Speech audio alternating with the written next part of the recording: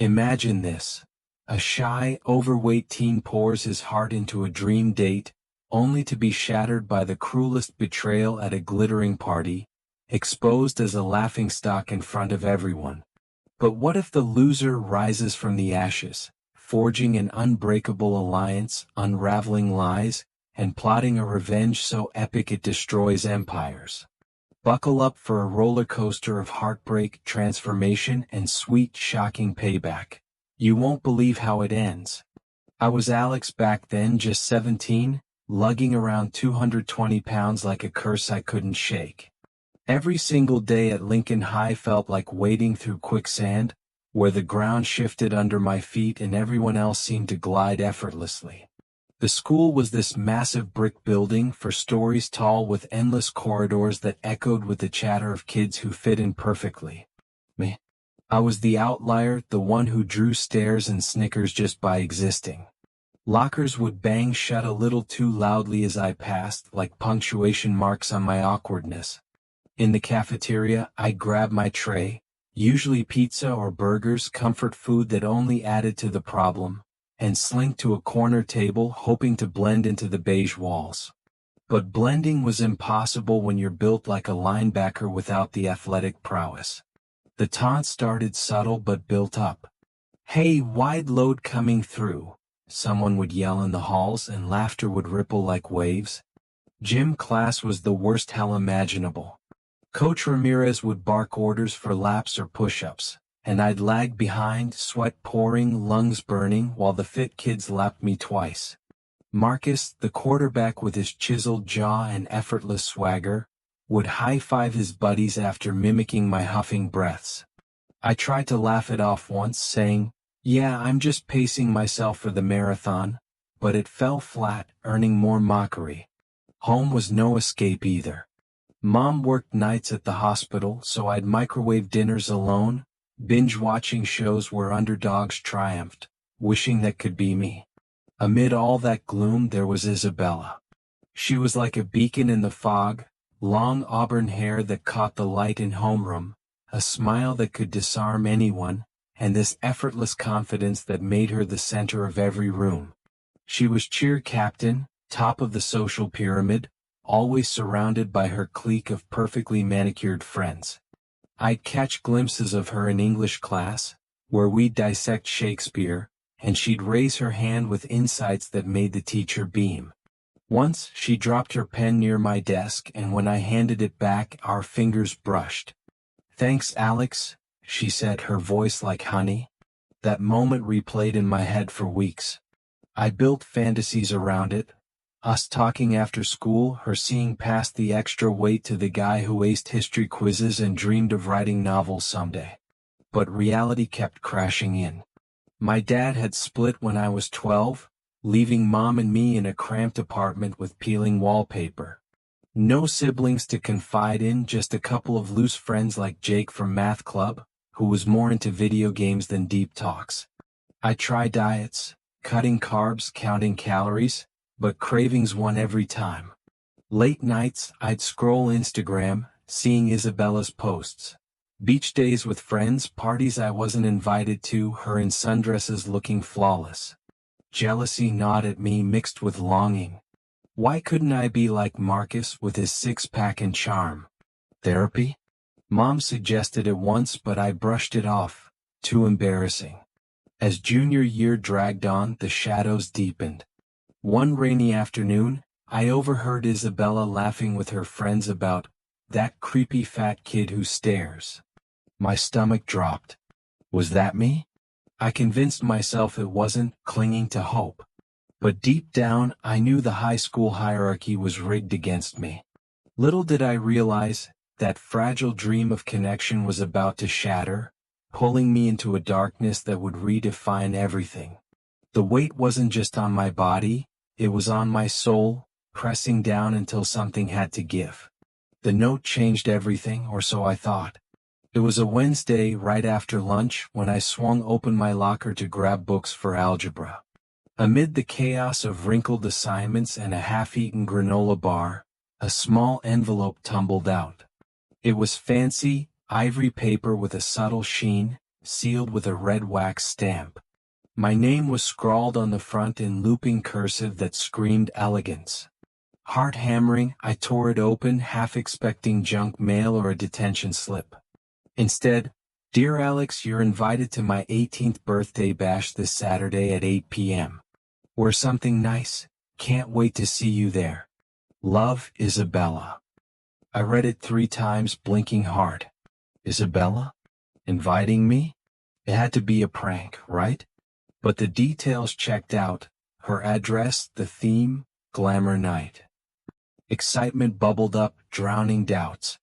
Maybe she'd noticed me helping with the school fundraiser, or during that group project where I carried the team. Whatever it was, this was my shot. I pocketed the note like treasure and floated through the rest of the day, ignoring the usual hallway jabs. Preparation kicked into high gear. First, the outfit. My closet was a disaster. Faded hoodies and jeans that strained at the seams. No way I'd show up like that. After school, I biked to the mall, enduring the fluorescent lights and judgmental mirrors in dressing rooms. Suits were pricey, off-the-rack ones gaped or pinched. I settled on renting a tux from Formal Affairs, a black number with satin lapels that actually flattered my frame after some tailoring. Cost $120, wiped out my lawn mowing savings. But worth it. Just borrowed from Uncle Mike, who polished his old dress once for me. "Knock him dead, kid," he said with a wink. Flowers were essential. I'd eavesdropped on Isabella mentioning lilies in the cafeteria once, how they symbolized purity or something poetic. At the florist, I splurged $35 on a bouquet of white Asiatic lilies, wrapped in cellophane with a bow. They smelled divine, fresh and hopeful. Transportation? Walking was out. Arriving sweaty would kill the vibe. Uncle Mike came through again, lending his Chrysler sedan. I washed it myself, vacuumed the interiors, even added an air freshener. Nights before the party, sleep evaded me. I'd rehearse lines in the mirror. "Happy birthday, Isabella. You look stunning. Want to dance?" I'd imagine her response, her hand in mine, the music swelling. Doubts crept in. What if Marcus was there, turning it sour? But optimism won. The spark felt real, a chance to rewrite my story. Saturday arrived with butterflies in my stomach. I showered, shaved carefully, no nicks, applied deodorant twice.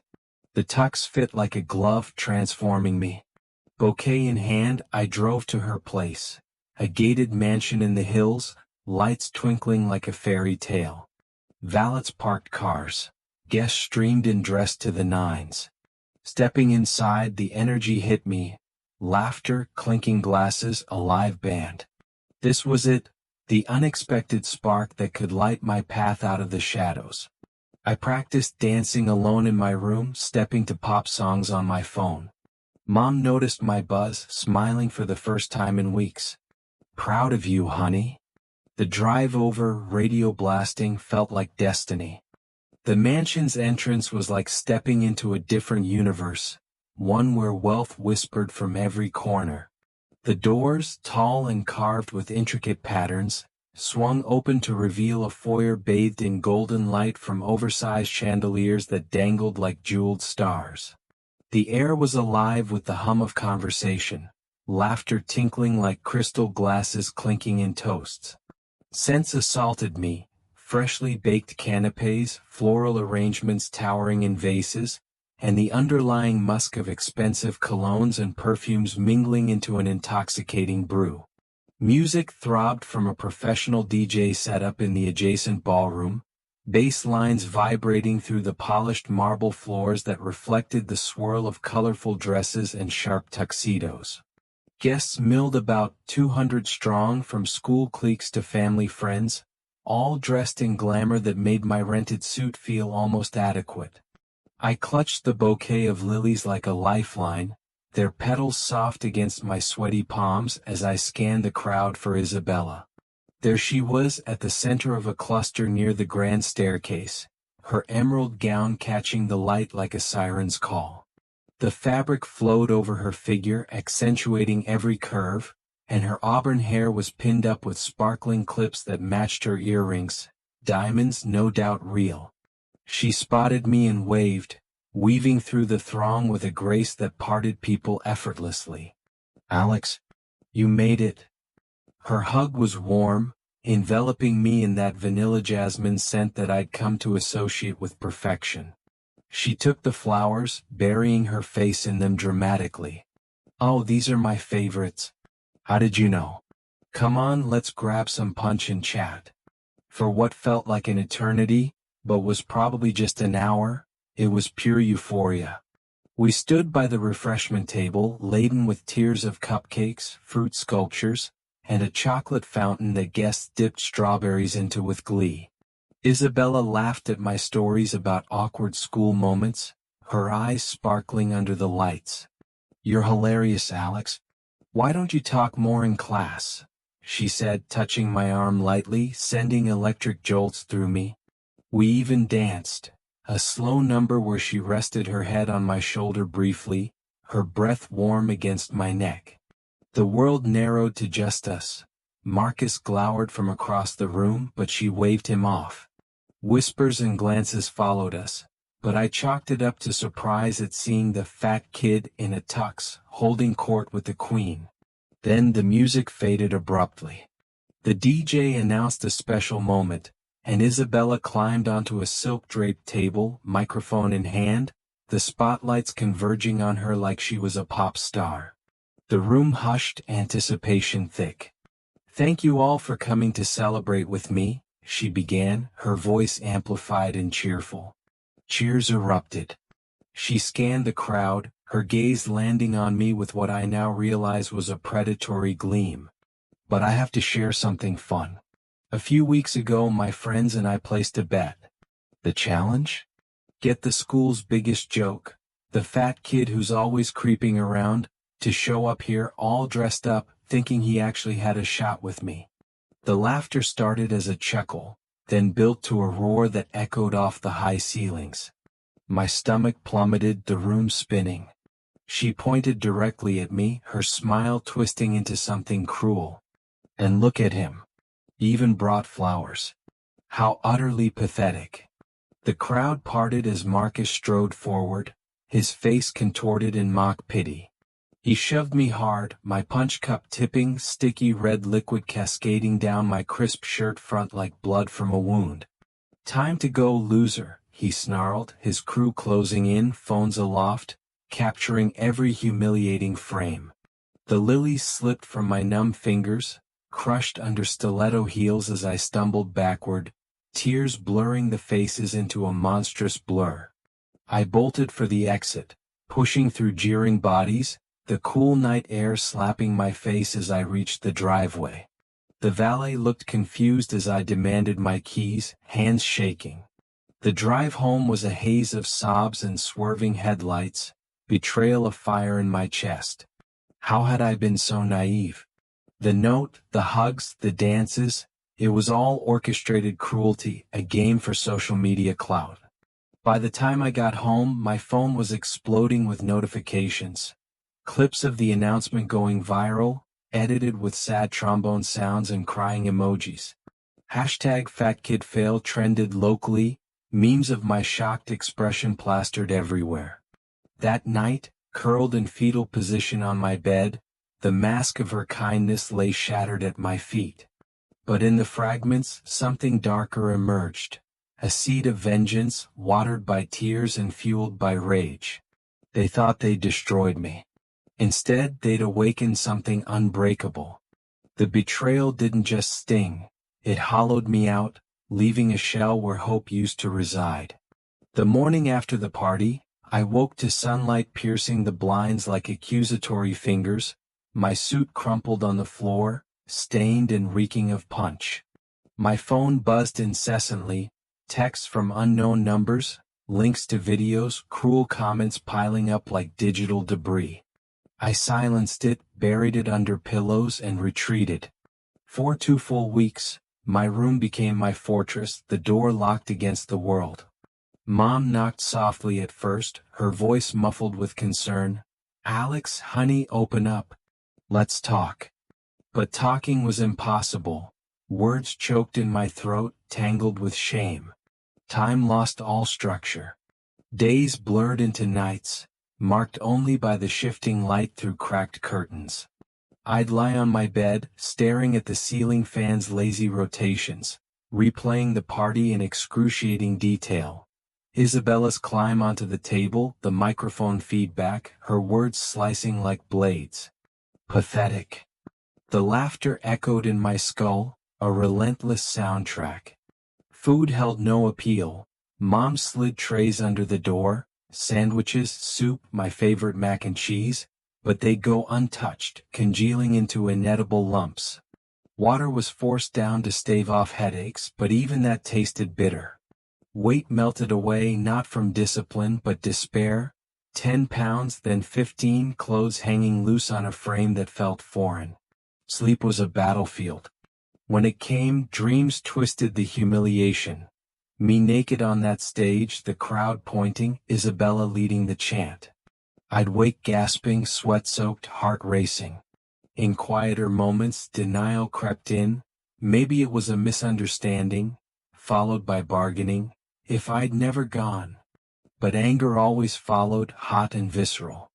I'd punch my pillow until feathers flew, imagining it was Marcus's face, or shatter a glass against the wall, shards glittering like broken promises.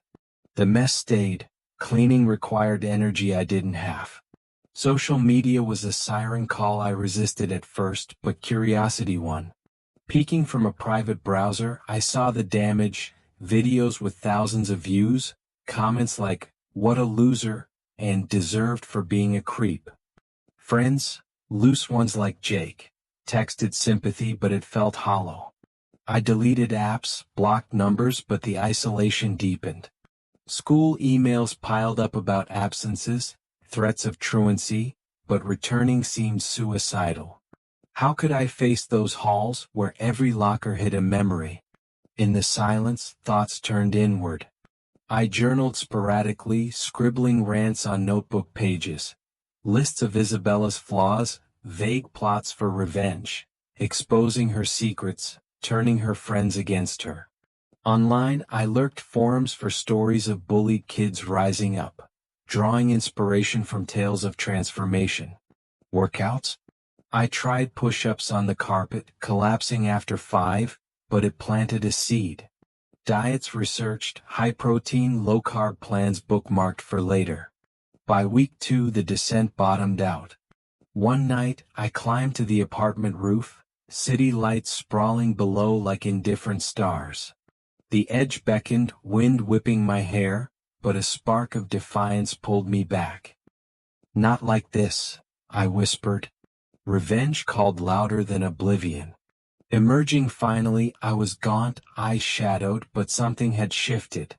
Mom hugged me tight, tears streaming. "We'll fix this." But I knew it was on me.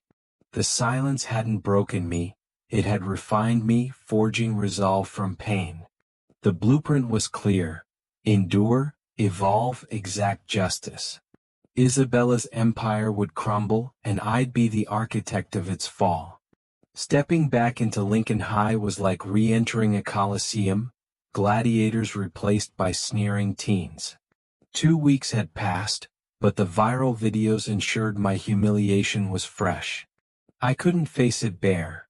Inspiration struck from a forgotten Halloween bin.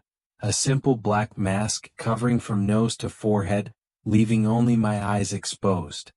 Art project on anonymity, I'd claim if asked.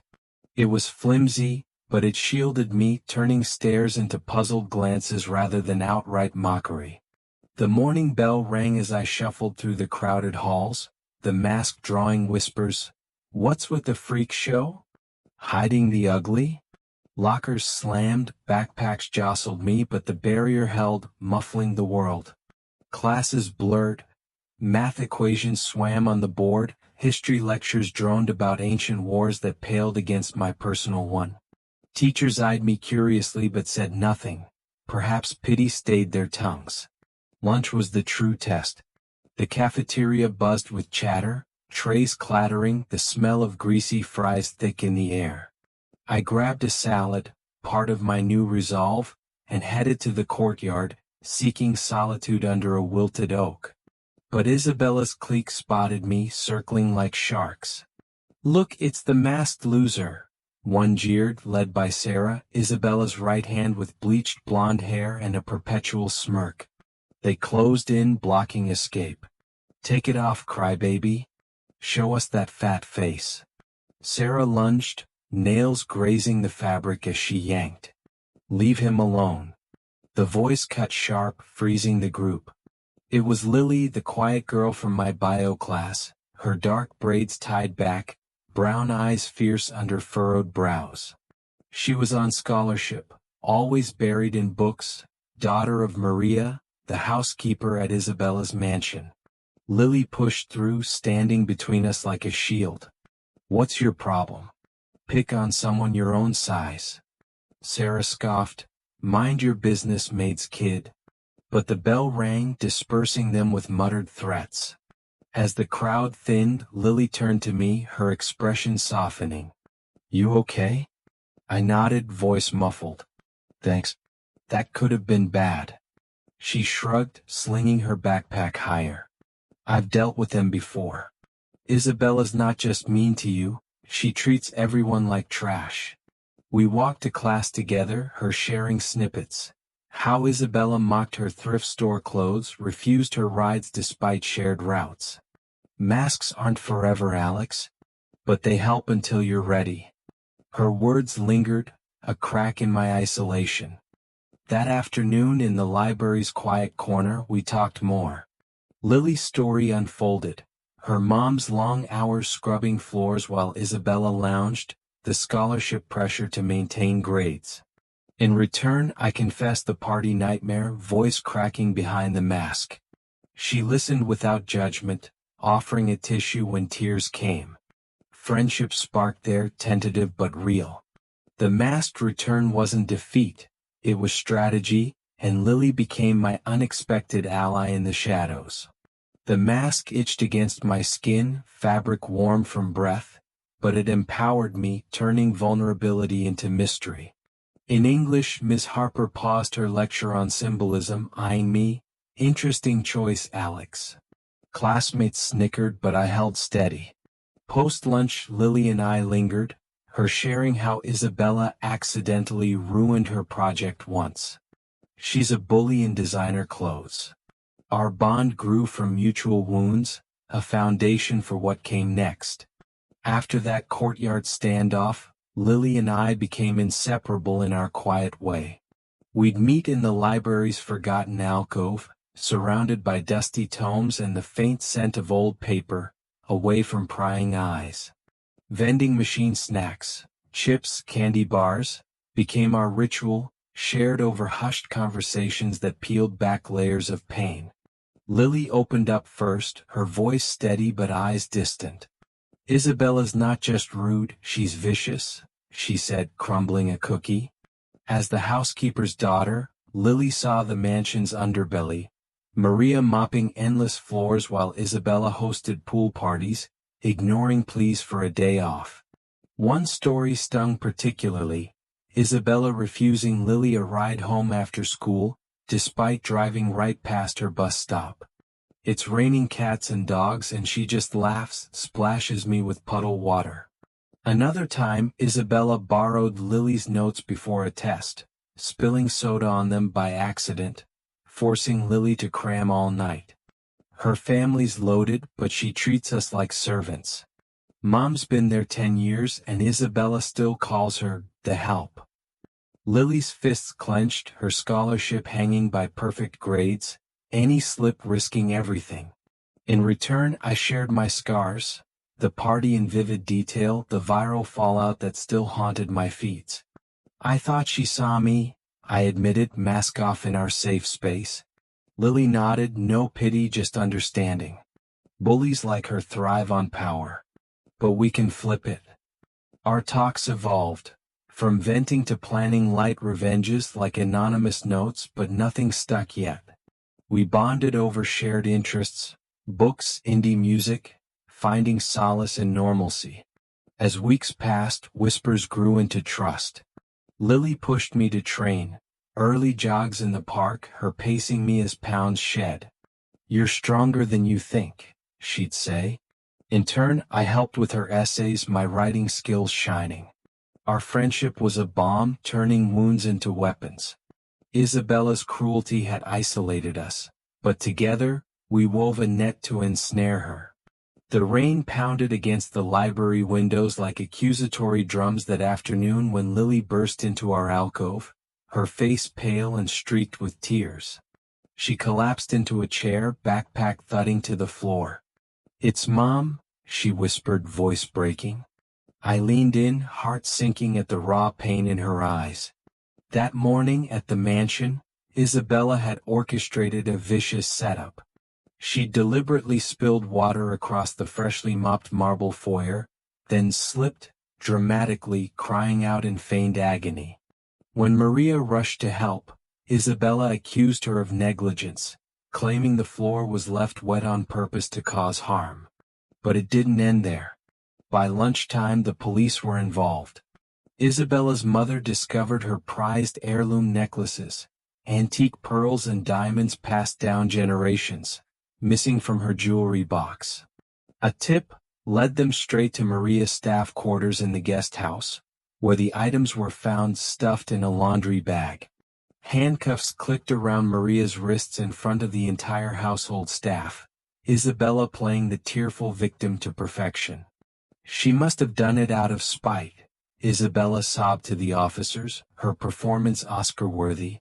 Lily had arrived home to chaos. Cop cars flashing, neighbors gawking, her mom led away in humiliation. Lily's world shattered in an instant. Maria, a single mom who'd emigrated for a better life, now faced theft charges, bail set impossibly high. Lily's scholarship was at risk. Any family scandal could trigger a review.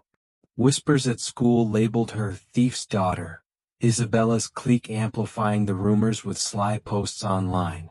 "Like mother, like daughter," one commented under a school forum thread. Lily clutched my hand, sobs racking her slight frame. "She didn't do it, Alex. Isabella planted them. I know it. Mom would never." My own fury ignited like dry tinder. This wasn't just bullying. It was calculated destruction, ruining lives for sport. I held Lily as she cried, my mind racing.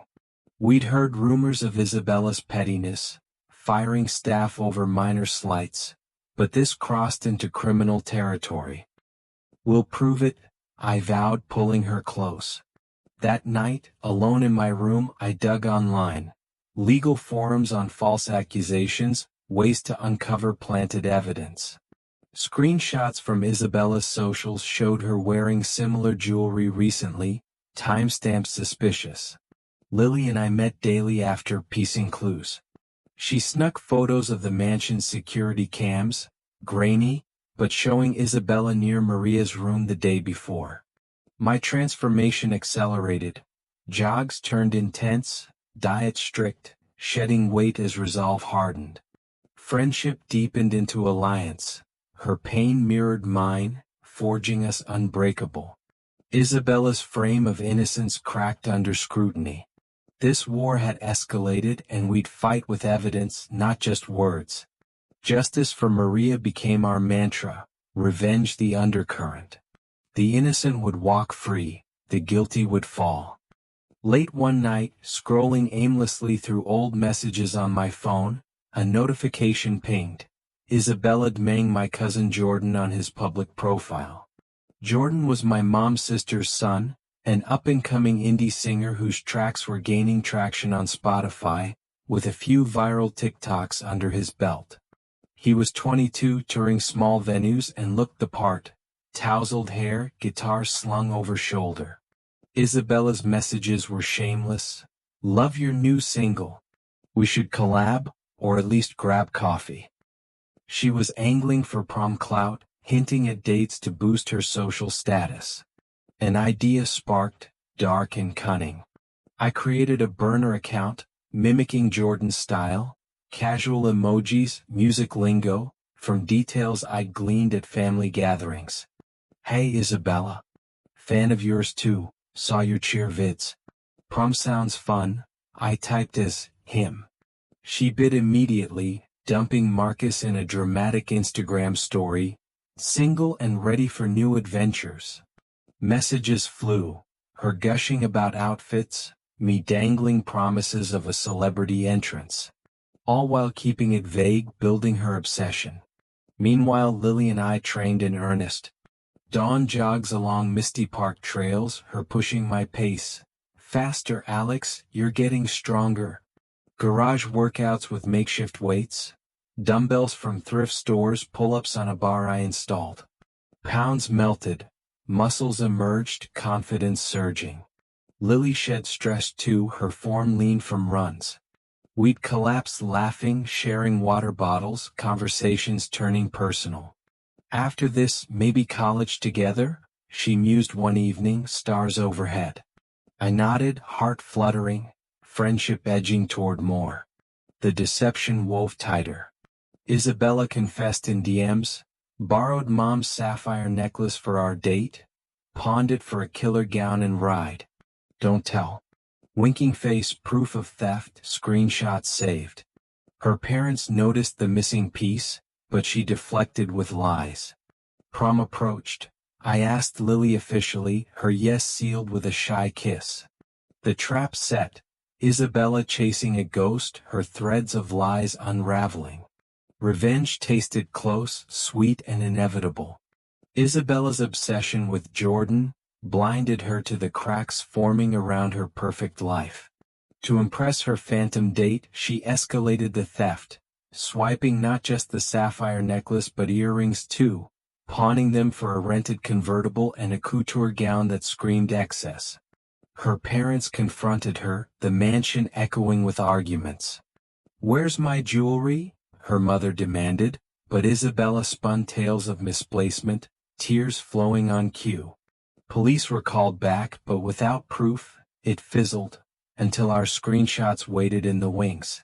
Lily and I prepared meticulously. Our training peaked. I was down 50 pounds, suit refitted, feeling reborn. Lily glowed in her prom dress fittings, a simple blue silk that highlighted her quiet beauty. We practiced dances in empty school gyms, her head on my shoulder, confessions spilling under dim lights. I'm scared for mom's trial, she admitted. We'll win, I promised, sharing my own fears of vulnerability. Prom became our stage, not just for revenge but renewal. The twist. I hired Earl, an elderly homeless man from the community shelter, via a theater contact. For $50 and a meal, he agreed to play Jordan. Hooded entrance, masked face, voice modulator from a gadget store. Rehearsals in my mirror, dramatic reveal scripted. Isabella's DMs grew frantic. Can't wait to show you off. Prom queen with a star. Her facade fractured daily. Friends distancing after the Maria scandal leaked subtly via anonymous tips. As the night neared, tension built.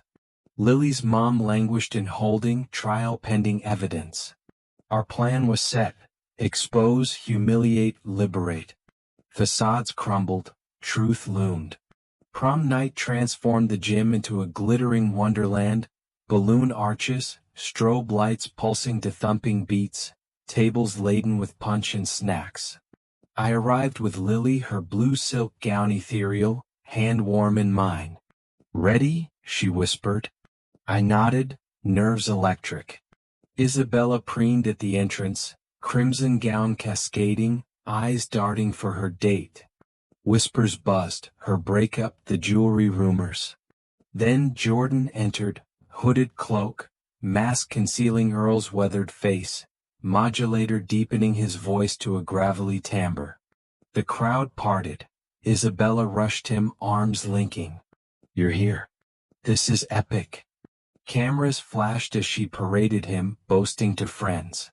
The DJ announced the traditional unmasking, spotlights converging. Hood dropped, mask lifted. Not the singer but Earl, rumpled coat, bewildered grin, missing teeth on display. Gasps turned to laughter, phones recording. What the? Isabella shrieked, recoiling as if burned. You're not Jordan. Earl shrugged. Kid paid me to show. Humiliation washed over her. Tears smeared makeup as the gym erupted in mockery. She fled sobbing, convertible screeching out. Miles away, distracted, she wrapped it around a tree. Minor injuries but car totaled. Police investigated. I anonymously sent screenshots to her parents. Theft confessions, Maria's framing implied. Disowned, debts mounting, Isabella shipped to her grandmother's rural town, college dreams deferred. Maria walked free days later, charges dropped with our evidence. Lily hugged me tight outside the courthouse. We did it. Summer dawned brighter. I stood taller, lighter in body and spirit. Revenge wasn't sweet, it was cathartic. In its wake, love bloomed with Lily, grace found in scars. And there you have it, the ultimate comeback story where the underdog doesn't just survive, he thrives, turning betrayal into triumph and forging unbreakable bonds along the way. But remember, revenge is a dish best served with a side of self-discovery.